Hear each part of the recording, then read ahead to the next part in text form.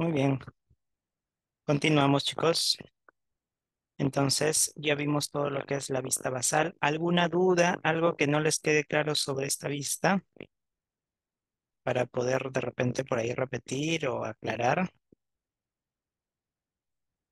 Miren, acá se ve bonito el cóndilo, ¿no? La apófisis del mastoide y la apófisis estiloide. Y entre ambos, el conducto digástrico, ¿no? El surco digástrico. Y también por fuera del surco digástrico, acá el agujero auditivo externo, ¿no? Agujero auditivo externo. Esta es la apófisis estiloides y esta es la apófisis mastoide. Y estos son los cóndilos del occipital, ¿no? La articulación, ¿no? Para la fosa mandibular, para el cóndilo de la mandíbula, ¿no? Para la articulación temporomandibular. Miren cómo se ve bonito acá también lo que es el arco cigomático, ¿no? Formado por la apófisis temporal del cigomático y la apófisis cigomática del temporal, arco cigomático, ¿no? Muy bien, muy bien. Bueno, si no hay dudas, continuamos. Y por último, la vista lateral. En la vista lateral vamos a tener, miren acá, una línea temporal superior. Ahí toda esta será una línea temporal superior, una línea temporal inferior, más o menos por aquí, línea temporal inferior, ya, línea temporal superior, línea temporal inferior. ¿Quién se inserta en la línea temporal inferior? En esta línea temporal inferior se va a insertar el músculo temporal, ¿no? El músculo temporal que va a tener sus fibras así, ¿no? Tanto las fibras verticales, que recuerdan, las fibras verticales y van a ir acá, Las fibras verticales van acá a la apófisis coronoide, ¿se acuerdan? Esta se llama apófisis coronoide de la mandíbula, igual que la apófisis coronoide del cúbito, igualito, apófisis coronoide de la mandíbula. Entonces estas son sus fibras verticales. Lo que van a hacer pues es al momento de masticar, cerrar la mandíbula, ¿no? Entonces son masticadores verdaderos. Y las otras fibras que van a salir atrás, que van a ser las fibras horizontales, así, miren, se insertan en la parte posterior de la mandíbula, al momento de contraerse, van a llevar la mandíbula hacia atrás. Entonces son retropulsores de la mandíbula. Las verticales son masticadores verdaderos, o sea, cierran la mandíbula, y las horizontales son retropulsores. Entonces, en esta línea temporal inferior se va a insertar el músculo temporal. En la línea temporal superior se va a insertar la fascia de este músculo temporal. Se va a insertar la fascia de este músculo temporal. O sea, la fascia que va a cubrir al músculo temporal, pero va a venir desde la línea temporal superior. Entonces, simplemente esa es la diferencia entre uno y el otro, ¿no? Muy bien. Luego está la sutura temporal, sutura temporal, esta de acá, los parietales será la sutura temporal, está ala mayor de los senoides, apófisis cigomática temporal, lo vimos apófisis cigomática temporal del temporal de los neumáticos, el conducto del externo, apófisis apófisis mastoide, y entre ambas, el ya, ya. Muy bien, muy bien. Ahí está la cigomática, el arco cigomático. Pero vamos a ver el audio. Vamos a ver el audio, ¿no?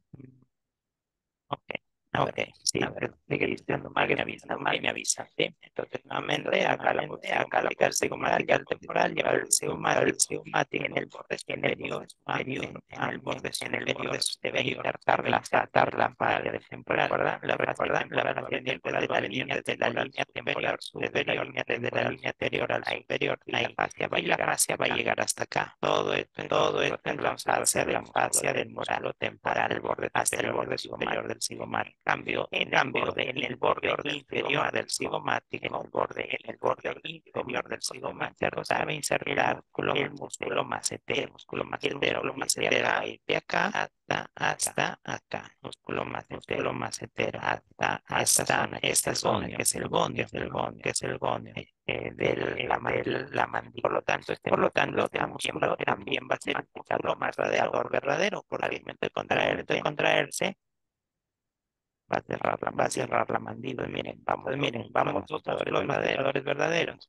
El músculo temporal, pero sus fibras verticales estaban en el coronoide y el músculo macetero que se inserta en el gonio. ¿Ya? De repente es porque ya estoy un poco ronco. A ver, es eso. Voy a tratar de pegar el micro más allá. Ahí.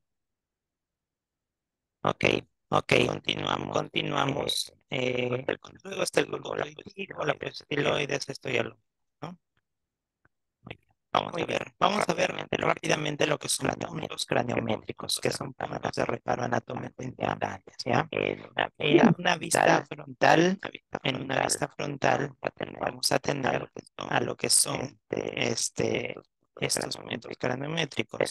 Tenemos primero a la vela, viene nación, viene esa línea nasal superior, esa línea nasal inferior, alveolo dentario superior, alveolo dentario inferior y mentoniano. Fácil. Son los 4, 6, 7 puntos craniométricos, ¿ya? Desde una vista anterior. La vela en las eminencias del seno frontal, acá adentro van a estar los senos frontales, ¿no? Y en la parte central del seno frontal se va a poner lo que es la glabela, ¿ya? Este punto glabela también es importante para medir el diámetro antero-posterior, o sea, el diámetro que viene desde la protuberancia occipital externa hasta acá va a ser el diámetro longitudinal del cráneo. Más adelante lo vamos a ver. Nación es la unión de los dos huesos nasales, ¿ya? Con el hueso frontal. Espino nasal superior, la unión de los dos huesos nasales por arriba. Espino nasal inferior, la unión de los dos huesos maxilares debajo de la nariz. Alveolo dentario, pues la unión del maxilar con los incisivos. Alveolo dentario inferior, igual del mandibular con los incisivos. Y el mentoniano, pues es en el mentón, ¿no? Sigamos. En una vista superior, ¿cómo se llamaba esta sutura? Esta sutura se llamaba sutura bregmática. Por lo tanto, este punto se va a conocer como bregma. Es el punto también donde en un feto, cuando recién nace, está está lo que se conoce como la fontanela anterior, ¿no? Por eso a esa fontanela anterior también se lo conoce como fontanela bregmática, porque va a estar, luego se va a convertir en una sutura bregmática, ¿ya? Donde se cruzan la sutura, bueno, esta es la sutura coronal o sutura bregmática con la sutura sagital, sutura sagital. En el punto más alto de la cabeza se va a encontrar lo que es el vértex. Vértex, el punto más alto que normalmente está a la mitad de los parietales.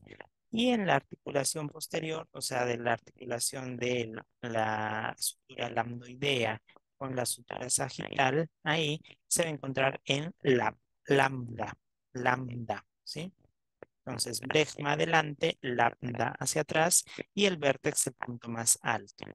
En la vista posterior, igualmente, el vértex, que es el punto más alto, el lambda, que es donde están los parietales con el occipital. Acá también hay una fontanela posterior, que también se llama fontanela lambdoidea. Y miren, en la protuberancia occipital externa, se va a encontrar lo que es el inion. Y de ahí van a estar las líneas nucales, ¿no? Línea nucal superior y línea nucal inferior, ¿sí? Entonces, el inion está entre las líneas nucales superiores en la protuberancia occipital externa. Y por la base vamos a tener ahí nuevamente al inion, al opistón y al basión. El basión en la apófisis basilar el opistón detrás del agujero magno y el bastión por delante del agujero magno, ¿sí? Y en una vista lateral, nuevamente, ahí tenemos a la sutura, miren, a la línea temporal superior, línea temporal inferior. Entre ambas líneas temporales y coincidiendo con la sutura coronal, se va a encontrar el estefanión. Estefanión. Entre la articulación del frontal, parietal, esfenoides y temporal, se va a encontrar el terion, punto terion, ¿ya?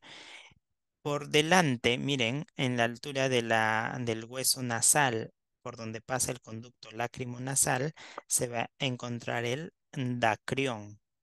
Dacrión. Aquí, en el hueso malar, la prominencia malar, se va a encontrar el punto malar.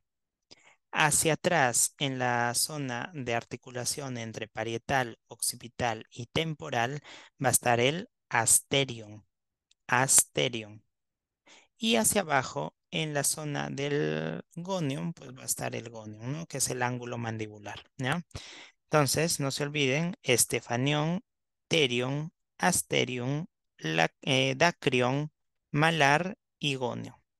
A uno y otro lado, obviamente, ¿no?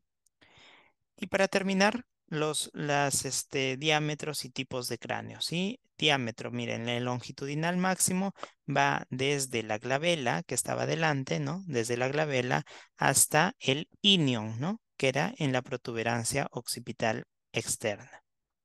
El transverso máximo es desde las eminencias parietales de uno y a otro lado.